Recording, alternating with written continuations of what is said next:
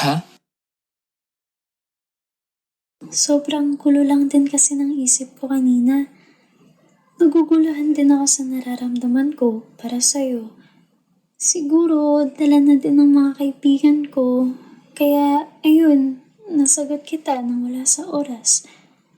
Sa totoo lang, hindi pa talaga ako handa. Masaya ako kung anong meron tayo as friends, magkaibigan. Kaya, sorry pero kailangan ko bawiin yung sinabi ko kanina. Pasensya na talaga, Juan. Huwag mo isipin na pinagtripan kita or what. Naguluhan lang talaga ako. Sorry Juan? Okay lang yun. Ano ka ba?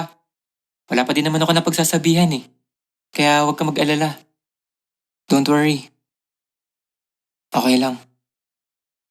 Thank you. Sorry talaga. Sige.